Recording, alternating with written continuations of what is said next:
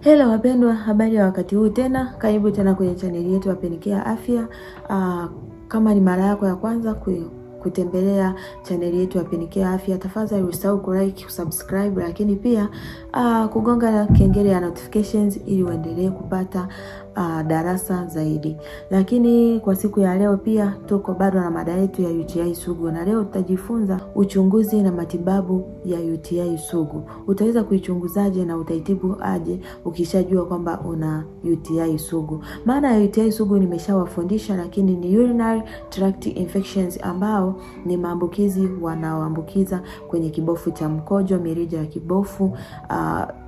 Nimewafundisha vitu vingi. Nadhani kama unafuatilia video hizi au unafuatilia chaneli yangu, umeshajifunza vitu vingi kupitia Penicare Afya. Na siku ya leo tuko na hiyo mada yetu kubwa ambayo ni uchunguzi. Utaichunguzaje UTI sugu na utaweza kuitibu aje? Kaa nami mpaka mwisho wa kipindi hiki ili uweze kujifunza vitu vingi zaidi. UTI sugu ni hali ambapo mtu hupata maambukizi ya njia ya mkojo mara kwa mara, au maambukizi hayo hayaponi kabisa, yanaweza yakawa yanatulia na yanajirudia, yanatulia yanajirudia. Hiyo ndio maana halisi ya UTI sugu. Sasa tuangalie jinsi UTI sugu inavyogundulika. Utaigunduaje? Kwamba utaichunguza vipi kwamba una UTI sugu?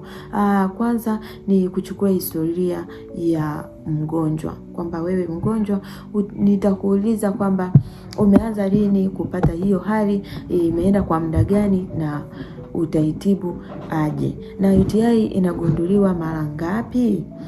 Ni vitu ambavyo nitakuuliza. Lakini pia dalili zilianza lini? Dalili zilianzia wapi? Umewahi kutumia dawa gani? Umewahi kwenda hospitali gani? Je, magonjwa mengine ni kama kisukari unayo? Na je, kuna maumivu ya mgongo unayasikia, au homa za mara kwa mara, au homa za damu kwenye mkojo unazisikia? Na maswali haya yatamsaidia daktari, au yatatusaidia pia kujua kwamba au kuelewa kwamba UTI sugu au UTI yako ina usugu kiasi gani, au imefikia hatua gani. Lakini njia ya pili ambayo utaitumia ni kipimo cha mkojo. Na kipimo hiki kipo, utapima na utaweza kujiridhisha kwamba UTI yako iko kiwango gani. Kuna urine culture, kwamba hiki ni kipimo muhimu sana cha watu wenye UTI sugu, na hii kipimo itakusaidia sana kwamba wewe kubaini aina halisi ya bakteria ulionao, lakini wanaosababishwa na nini kilichosababisha maambukizi, lakini pia kujua dawa zipi zinaweza kuua au bakteria, na kuepuka matumizi ya dawa zisizo rasmi, au kuepuka kutumia dawa kiholela. Lakini kuna vipimo vya damu pia vitakusaidia kugundua UTI sugu hiyo ulionayo ina muda gani, na kuna vipimo vya ultrasound pia vitaweza kuangalia figo na kibofu kwa ujumla.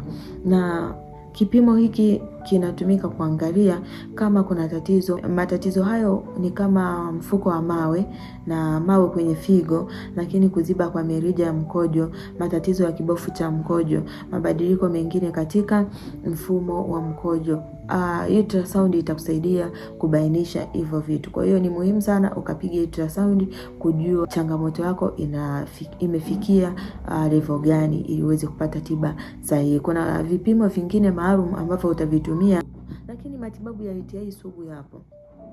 Kama nilivyowaambia hapo awali, tunayo tiba ambayo ni nzuri zaidi, ambayo itakusaidia sana kwenye hiyo changamoto yako, na itakusaidia kumaliza tatizo hilo kwa ujumla. Baada ya uchunguzi kukamilika, unatakiwa pia upate tiba, na hiyo tiba kama nilivyowaelekeza hapo awali kwamba kuna dawa inaitwa Penicare.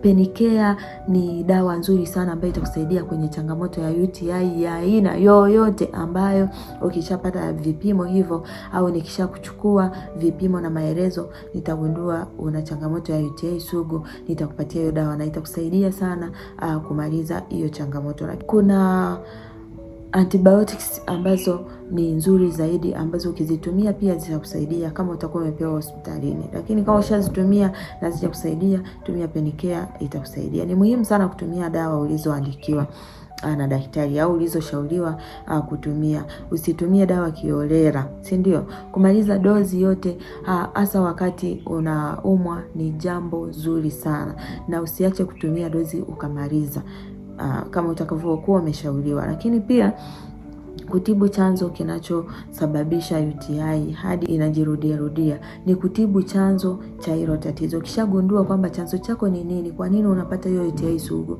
jitahidi sana kukanseli hicho kitu ili uweze kukaa ukiwa safe. Lakini matatizo haya yanahitaji kutibiwa ili kuzuia UTI kujirudia. Jitahidi sana kunywa maji ya kutosha, si ndio? Lakini pia badilisha baadhi ya tabia za maisha yako ambayo unayaishi kila siku ili uweze kwenda na mwenendo wa maisha yako ya kawaida na uweze kuwa sawa kabisa. Ufuatiliaji wa mara kwa mara, jitahidi sana kwa wagonjwa wenye UTI sugu. Daktari anapendekeza uwe na uchunguzi au nitakushauri pale ambako utakuwa unatumia dawa ili uweze kuwa unachunguza mara kwa mara ili kujua maendeleo ya maambukizi yamefikia wapi au maendeleo yako ya afya yamefikia wapi. UTI sugu ni tatizo linaloweza kutibika, ndugu yangu. Kwa hiyo jitahidi sana uweze kufuata vile vitu ambavyo vitakusaidia wewe kuepukana na hiyo UTI sugu ili uweze kukaa ukiwa salama, uweze kukaa ukiwa msafi ili uweze kuendelea na maisha yako ya kawaida. Ukiona dalili za UTI zinajirudia mara kwa mara, usijitibu mwenyewe. Tupigie simu hapo, tutakusaidia sana kujua kwamba unaweza kutumia nini ili tukushauri na tukupe tiba ya moja kwa moja na uweze kuondokana na tatizo hili. Asante sana kwa kutazama chaneli hii na video hii. Tafadhali usisahau kulike, lakini pia kusubscribe na kushare kwa wengine ili waendelee kujifunza vitu vingi kuhusu afya yako ya uzazi, kwa wewe mama na wewe baba. Karibu sana.